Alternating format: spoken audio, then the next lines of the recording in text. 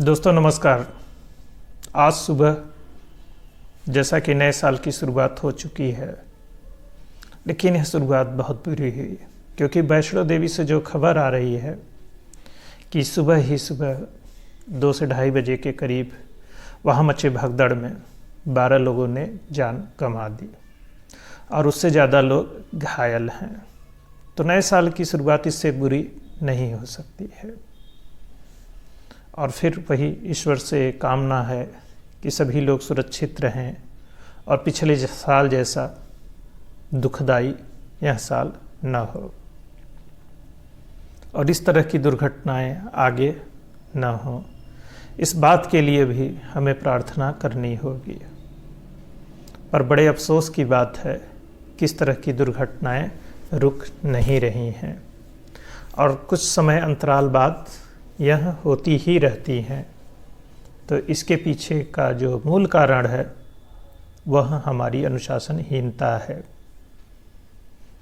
क्योंकि हम हमेशा भीड़ बनने के लिए आतुर रहते हैं कि हमें तुरंत भीड़ बन जाना है, क्योंकि लगता है जैसे भीड़ बनने में कुछ खास मज़ा आता है, क्योंकि भीड़ की अपनी पहचान तो होती नहीं है और कहीं भी धक्का मुक्की करने में जो आनंद मिलता है इससे कोई वंचित नहीं होना चाहता है और उसी का परिणाम इस तरह की दुर्घटनाएं होती हैं।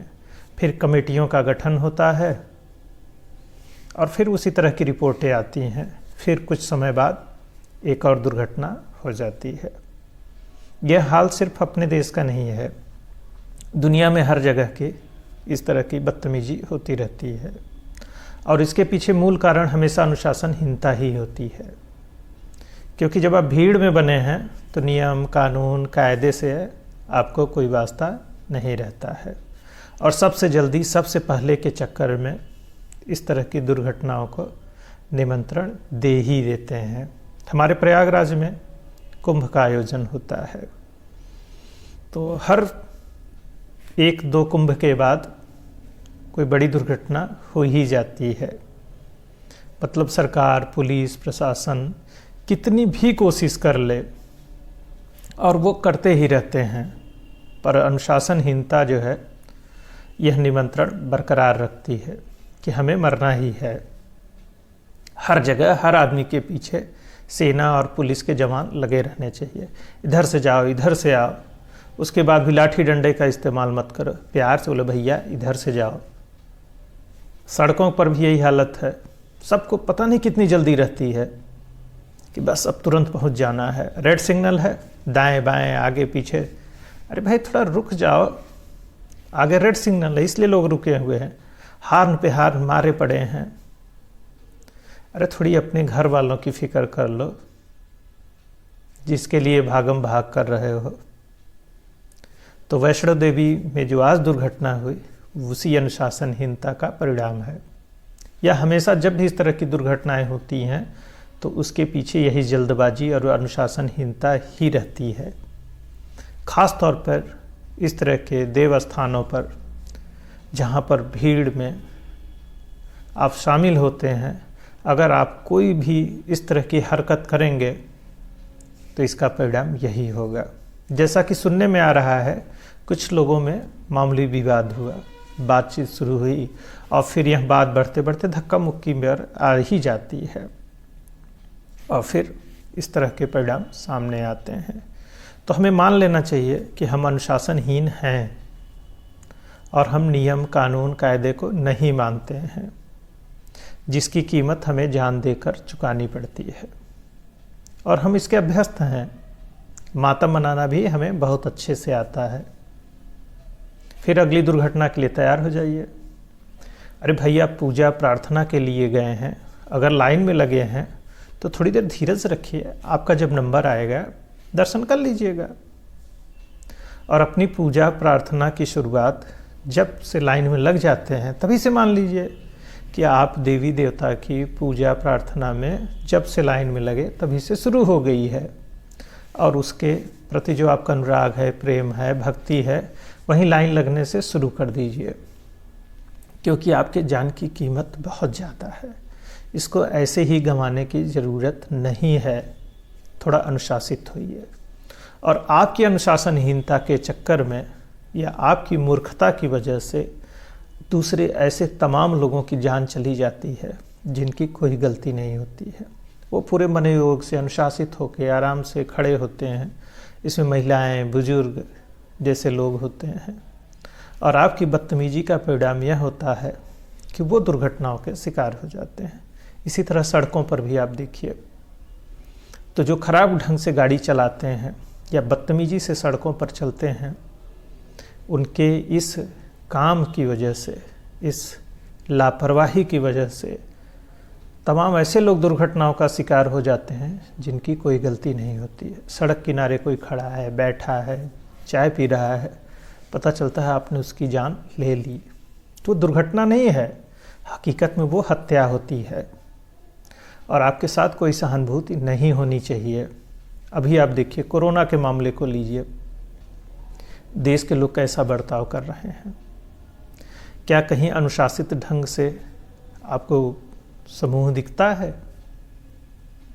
आप कोई भी अपने आप को समाज का नेतृत्व कहने वाले जो लोग हैं, क्या वो जनता और आम लोगों से अपील करते हैं कि भाई मास्क लगाए रखिए, हाथ धुलिए, दूरी बरकरार रखिए, आराम से आइए जाइए, जिंदगी दांव पर मत लगाइए, क्योंकि सावधानी ही बचाव है। और आपकी अनुशासनहीनता आपके घर परिवार पर भारी पड़ जाएगी। हो सकता है आपकी इम्यूनिटी ज़्यादा अच्छी हो, आप ज़्यादा अच्छे से लड़ सकते हो और भीड़ में शामिल होकर भी आप सरवाइव कर सकते हो, पर आपकी वजह से आपके घर परिवार के लोग या ऐसे लोग जो आपकी तरह बहादुर नहीं हैं, सीमा पर लड़ाई जैसा अनुभव नहीं है, क्योंकि आप जब सड़क और भीड़ में निकलते हैं तो आप तो जंग कर रहे होते हैं और आप शहादत के लिए तैयार रहते हो और आपको परमवीर चक्र भी मिल ही जाएगा, ऐसा ही लगता है।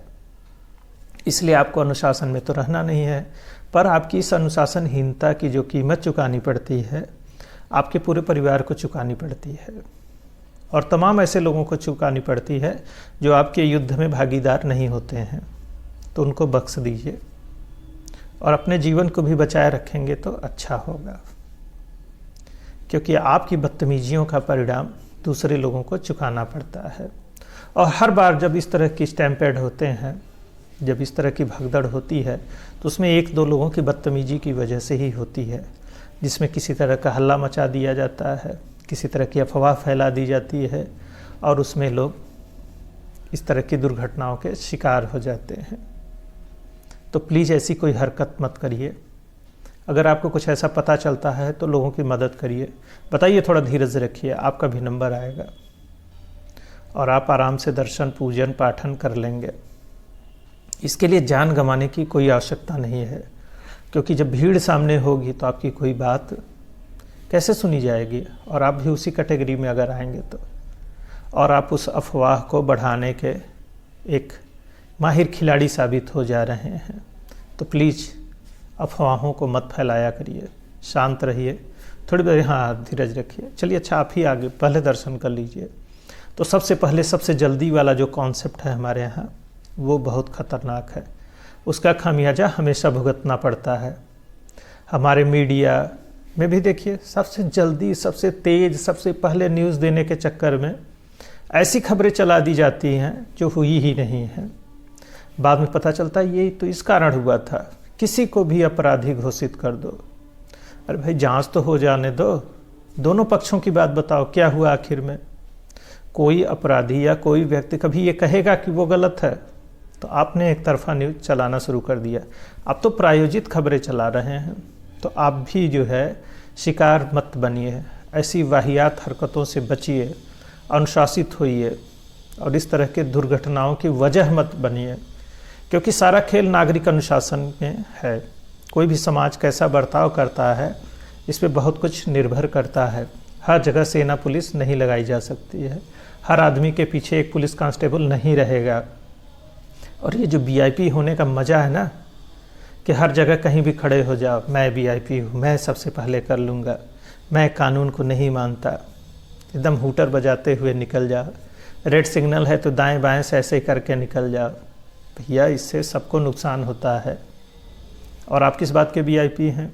एक्सीडेंट होगा तो हाथ पैर आपका भी टूटेगा, जान आपकी भी जाएगी। और जिस गाड़ी से आप वीआईपी बनने की कोशिश कर रहे हैं, जब एक्सीडेंट होगा तो पूरी गाड़ी में जितने लोग बैठे रहते हैं कोई भी नहीं बचता है। मान लीजिए अभी आप इसी बदतमीजी की वजह से कुछ लोग वीआईपी बनने के चक्कर में घर परिवार सहित सबसे पहले दर्शन करने की होड़ में लगे हों और उस दुर्घटना में पूरा परिवार ख़त्म हो जाए, तो आप कहाँ के वीआईपी हो? क्योंकि जान तो वैसे ही जाती है। अब भीड़ और बाकी जो चीज़ें होती हैं सबकी वैसे ही होती हैं। 4 पैसा और ताकत हासिल कर लेने से आप वीआईपी नहीं हो जाते हो। थोड़ा डिसिप्लिन में आइए, अनुशासित होइए, शिक्षित और समझदार बनिए। अगर पैसा और पावर है तो थोड़ा अनुशासित भी होइए, और यही अनुशासन आपको बड़ा बनाती है। बड़े नेता हैं तो लाइन लगने में क्या हर्ज है भाई? एयरपोर्ट पर जा रहे हैं तो सिक्योरिटी चेकिंग में कौन सी बेइज्जती आपकी हो जाएगी? तो समाज में सामान्य होने का आदर्श प्रस्तुत करिए, और जो सामान्य होने दिखने लगेंगे ना, तभी आप बड़े बने हुए। वीआईपी दिखने, गुंडा दिखने, अरे भाई इससे आप बड़े नहीं बनते हो, इससे लोगों की नज़र में आप गिर जाते हो। तो अनुशासन सबसे ज़रूरी है, और इस तरह की दुर्घटनाओं से बचने में सभी नागरिकों, सभी पढ़े लिखे लोगों, और जब भी आप भीड़ में जाते हैं तो भीड़ बनने का मज़ा मत लीजिए, अनुशासित होइए। भीड़ का वैसे चेहरा तो होता नहीं है, इसलिए हर आदमी जो है अपने आप को ताकतवर समझने लग जाता है। देखिए कहीं लूटपाट जब होती है, लोग किसी आदमी को मारते पीटते हैं, पकड़ लिया फलाने जगह दुर्घटना हुई, 50 लोगों ने घेर लिया और सब हाथ सेकने लग जाते हैं, क्योंकि भीड़ में है। आप जानते हैं आपका कोई कुछ कर नहीं सकता है। भीड़ हो आप, चेहरा नहीं हो। भीड़ मतलब सुरक्षा बोध करा दे रही है कि आप अराजक, गुंडे, बदमाश कुछ भी हो जाइए। तो ये होने से बचिए, क्योंकि कानून व्यवस्था, पुलिस प्रशासन हर एक आदमी के पीछे नहीं लग सकती है। अनुशासित होना ही इन समस्याओं का इलाज है। और नए वर्ष की इस बेहद ख़राब शुरुआत के लिए हमें अफसोस ज़्यादा होना चाहिए, और उन परिवारों के लिए ढेर सारी संवेदनाएं। और क्या कहा जाए, ज़िंदगी ऐसे ही चलती रहती है, किसी का इंतज़ार नहीं करती, फिर सब कुछ वैसे ही चल पड़ता है। और आने वाला वक्त आपके लिए हसीन हो, खूबसूरत हो। इन्हीं शुभकामनाओं के साथ कि हम अधिक से अधिक अनुशासित रहेंगे और जल्दबाजी और भीड़ बनने से बचेंगे। अनुशासित रहिए, स्वस्थ रहिए, प्रसन्न रहिए। जय हिंद, जय भारत।